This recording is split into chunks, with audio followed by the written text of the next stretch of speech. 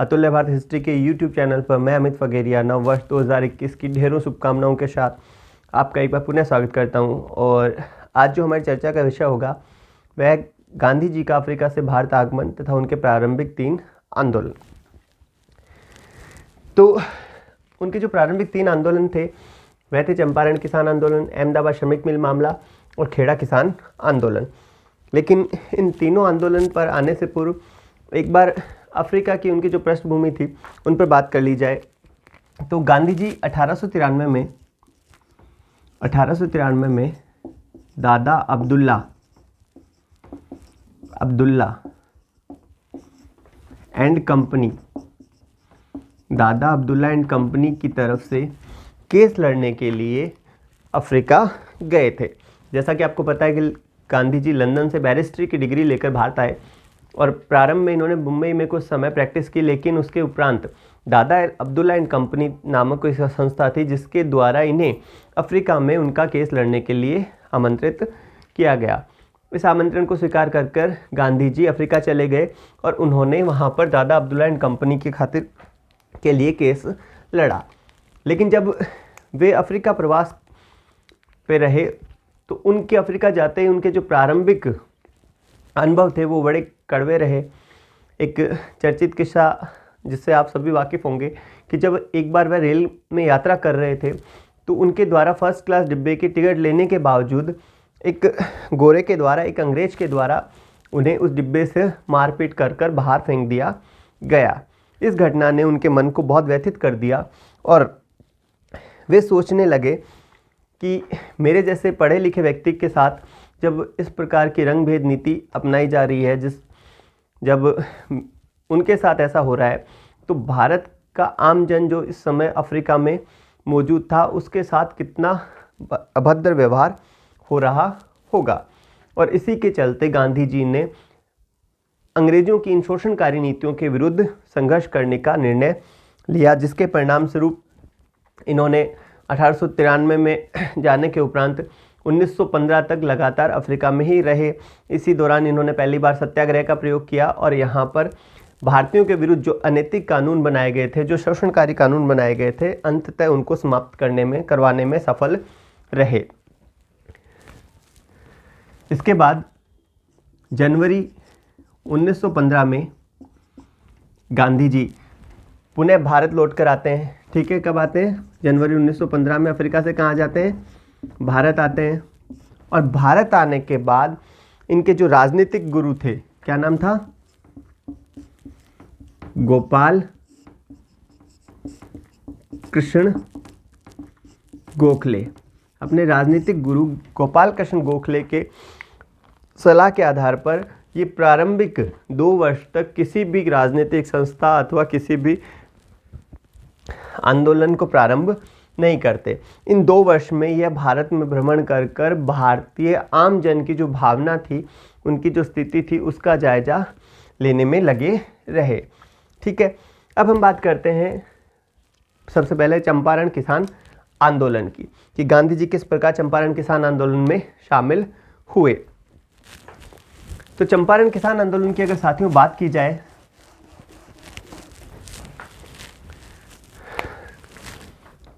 तो चंपारण वर्तमान बिहार जो राज्य है उसके चंपारण नामक जिले में ही मौजूद था। ठीक है, वर्तमान में जो हमारा बिहार राज्य है ना, उसी में एक जिला था चंपारण। ठीक है, तो उस समय के बिहार प्रांत के चंपारण जिले में यह किसान आंदोलन संपन्न हुआ था। और कब हुआ था? 1917 में।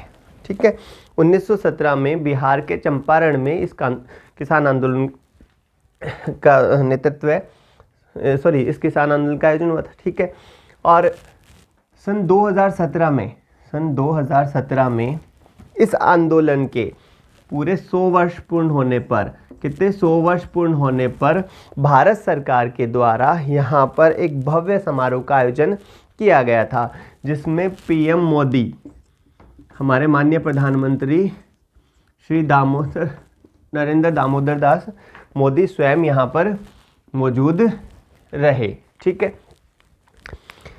अब बात करते हैं कि भाई ये आंदोलन हुआ क्यों, जो चंपारण किसान आंदोलन हुआ क्यों, इसकी अगर बात की जाए तो इसका जो कारण था, चंपारण किसान आंदोलन का जो कारण था वह था अनुबंध आधारित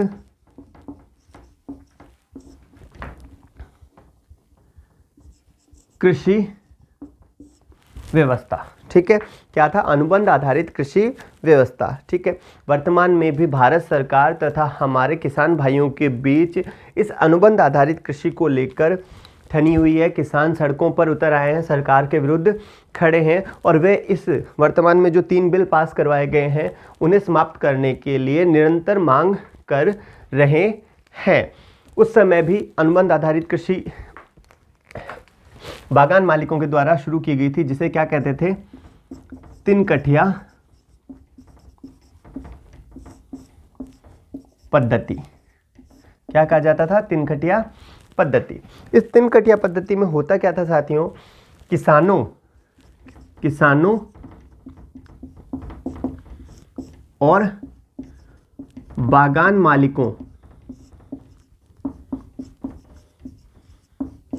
मालिकों के बीच में एक अनुबंध होता था, जिस अनुबंध के तहत किसानों को नील की खेती करनी पड़ती थी। ठीक है, 3 कठिया पद्धति क्या थी कि किसानों और बागान मालिकों के बीच में एक अनुबंध होता था, एक करार होता था, जिसके तहत किसानों को नील की खेती करनी पड़ती थी। जैसा कि इस शब्द से ही पता चलता है, 3 कठिया अर्थात जो काठी थी उसमें से 3 काठी। ठीक है, मतलब कुल काठी अर्थात एक काठी में जो पहले भूमि की माप की इकाई थी या भूमि को मापने की जो इकाई थी उसे क्या कहा जाता था? काठी। काठी के माध्यम से मापा जाता था, जैसे बीघा से एकड़ से मापा जाता है, उसी तरह से उस समय भूमि की माप की इकाई क्या थी? काठी। और उन 20 काठी में से 3 काठी अर्थात भूमि के 20 भाग में से 3 भाग पर अनिवार्यतः किसकी खेती करनी पड़ेगी? नील की। ठीक है, 20 भाग में से अनिवार्य से किसकी खेती करनी पड़ेगी? नील की। ठीक है, अगर किसी किसान के हिस्से में 40 काठी आती है तो उसे 6 काठी पे, और 60 काठी आती है तो उसे 9 काठी पर जबरन नील की खेती करनी पड़ती थी। अब यह व्यवस्था 3 कठिया पद्धति थी, यह 19वीं शताब्दी के प्रारंभ से ही शुरू हो गई थी। ठीक है, 19वीं शताब्दी के प्रारंभ से शुरू हुई। अब प्रारंभ में सब ठीक ठाक चलता रहा, लेकिन 1908 के आते आते नील की खेती से किसानों को क्या होने लगा? नुकसान होने लगा। तो किसान इस 3 कठिया पद्धति को समाप्त करने के लिए आवाज़ उठाने लगे और इस नुकसान में जो और नुकसान हुआ उसका कारण था 1915 में जर्मनी के द्वारा कृत्रिम नील का आविष्कार कर लिया जाना। ठीक है भाई, जब 19वीं शताब्दी के प्रारंभ में 3 कठिया पद्धति या अनुबंधित कृषि प्रारंभ हुई थी, उसी के कुछ समय बाद में किसान इसका विरोध करने लगे थे। ठीक है, 1908 से इसका विरोध क्या शुरू हो गया था? कब से? 1908 से ही। लेकिन प्रारंभ में जो नुकसान होता था वह इतना नहीं हो पा रहा था, जिसके चलते किसान दबे स्वर में इसका विरोध कर रहे थे। लेकिन 1915 में जर्मनी के द्वारा कृत्रिम नील का आविष्कार कर लिया गया। ठीक है, कृत्रिम नील के आविष्कार के चलते यूरोप में जो भारतीय नील थी ना, उसकी मांग कम हो गई। अब भारतीय नील की मांग यूरोपीय बाजारों में बहुत घट गई, जिसके परिणाम स्वरूप अब किसानों को उनकी जो नील की खेती में जो लागत आती थी उतनी भी आय प्राप्त नहीं हो पा रही थी। अब किसान इस अनुबंध खेती को पूर्णतः समाप्त करना चाहते थे।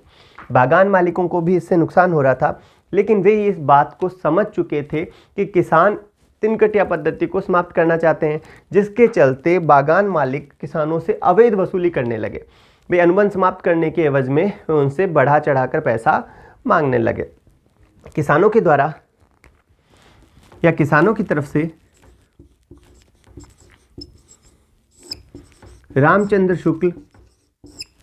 रामचंद्र शुक्ल नामक एक व्यक्ति 1916 के कांग्रेस के लखनऊ अधिवेशन में गांधी जी से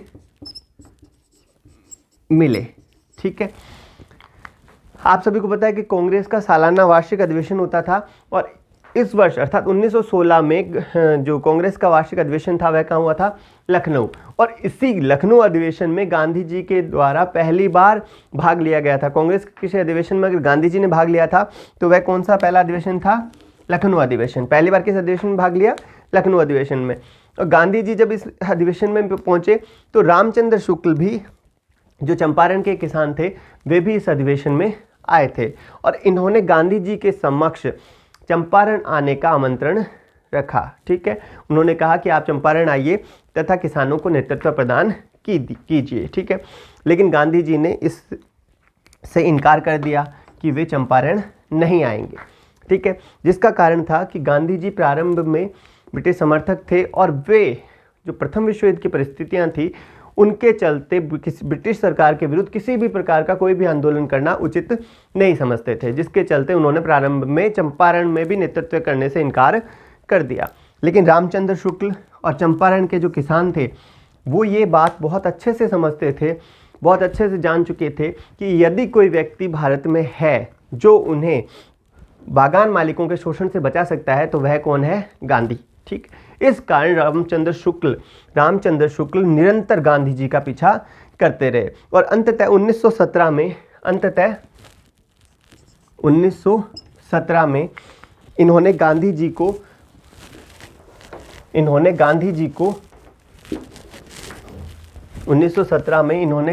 को चंपारण आने के लिए राजी कर लिया। 1917 में जब गांधी जी चंपारण पहुंचते हैं तो चंपारण पहुंचते ही जो ब्रिटिश कमिश्नर था उसके द्वारा गांधी जी को वापस लौट जाने का आदेश दिया गया। ठीक है, आदेश दिया है, ना कि विनती की है। ठीक है, क्या दिया गया? आदेश दिया गया। आदेश देने का मतलब कि आपको जाना ही पड़ेगा, लेकिन गांधी जी ने इस आदेश को मानने से इनकार कर दिया, इस आदेश की अवहेलना कर दी और कहा कि मैं इस आदेश की पालना नहीं करता और इसके बदले में ब्रिटिश सरकार मुझे जो कोई दंड देना चाहे वो दंड मैं भुगतने को तैयार हूँ।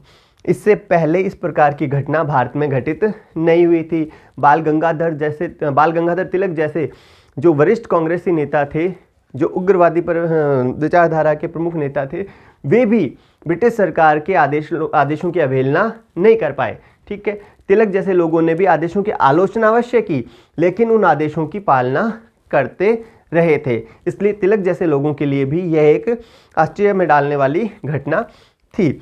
आमजन, जो भारत का आमजन था, वह इस बात से और अधिक प्रभावित हुआ, जिसके चलते वह गांधी जी में और श्रद्धा रखने लगे।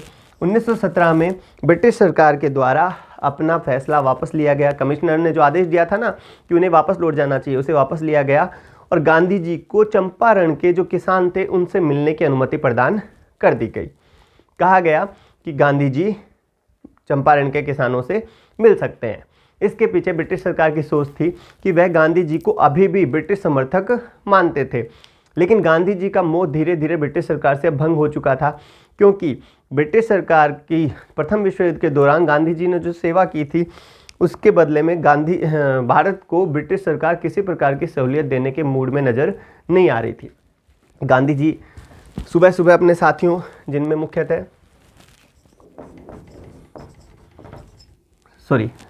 मुख्यतः डॉक्टर राजेंद्र प्रसाद,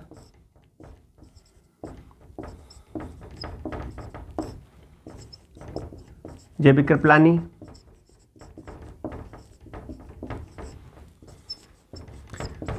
अनुग्रह नारायण, मजहर उल हक, ठीक है, मुख्यतः जो उनके सहयोगी थे जैसे डॉक्टर राजेंद्र प्रसाद जो आगे चलकर भारत के प्रथम राष्ट्रपति बनते हैं, जे.बी. कृपलानी, अनुग्रह नारायण, मजहर उल हक जैसे जो इनके सहयोगी थे, इनके साथ गांधी जी सुबह सुबह चंपारण के किसानों से व्यक्तिगत रूप से मिलना प्रारंभ करते हैं और वे ये जायजा लेते हैं क्या किसानों की हालत वाकई में दयनीय है, क्या बागान मालिकों के द्वारा शोषण किया जा रहा है, और अंततः इस निष्कर्ष पे पहुंचते हैं कि जो बागान मालिकों की नीतियां हैं वे बिल्कुल किसानों के विरुद्ध हैं और उनका शोषण हो रहा है। ब्रिटिश सरकार के द्वारा एक ट्रिब्यूनल गठित किया जाता है, उसमें महात्मा गांधी को भी शामिल किया जाता है। महात्मा गांधी ने जो कुछ समय से चंपारण के किसानों से जुड़े हुए थे, उनसे जो वार्तालाप हुई थी, जो निष्कर्ष निकला था, उसके आधार पर इस ट्रिब्यूनल के समक्ष कहा जाता है कि चंपारण के किसानों को तिनकटिया पद्धति से मुक्त किया जाए। कौन सी पद्धति से? तिनकटिया पद्धति से मुक्त किया जाए। उनके साथ जो अनुबंधित कृषि चल रही है बागान मालिकों की, उसे समाप्त किया जाए। साथ ही गांधी जी ने इस समय एक और मांग रखी कि जो बागान मालिक थे, उन्होंने इन विपरीत परिस्थितियों में किसानों से जो अवैध वसूली की है, अनुबंध समाप्त करने के बदले में जो अवैध वसूली की है, उस अवैध वसूली का 25% किसानों को वापस लौटाया जाए। गांधी जी की यह मांग भी स्वीकार कर ली गई, तिनकटिया पद्धति भी समाप्त हो गई और बागान मालिकों ने 25% जो अवैध वसूली की गई थी, उसका 25% किसानों को वापस लौटा दिया। गांधी जी की भारत में यह ब्रिटिश सरकार के विरुद्ध पहली जीत थी। हालांकि कुछ लोगों ने गांधी जी की यह कहते हुए आलोचना की कि जो अवैध वसूली थी उसका 100% गांधी जी को वापस मांगना चाहिए था, लेकिन गांधी जी ने समय के अनुकूल केवल 25% ही मांग की, क्योंकि वे समझते थे कि यदि 100% मांगा जाए तो शायद बागान मालिक उसे देने के लिए तैयार नहीं होंगे, और 25% भी प्राप्त करना इस समय ब्रिटिश सरकार के विरुद्ध एक बड़ी उपलब्धि थी। गांधी जी ने चंपारण के किसानों का सफल नेतृत्व किया। इसी के साथ चंपारण किसान आंदोलन समाप्त होता है। अगली क्लास में हम बात करेंगे अहमदाबाद श्रमिक मिल मामला। धन्यवाद।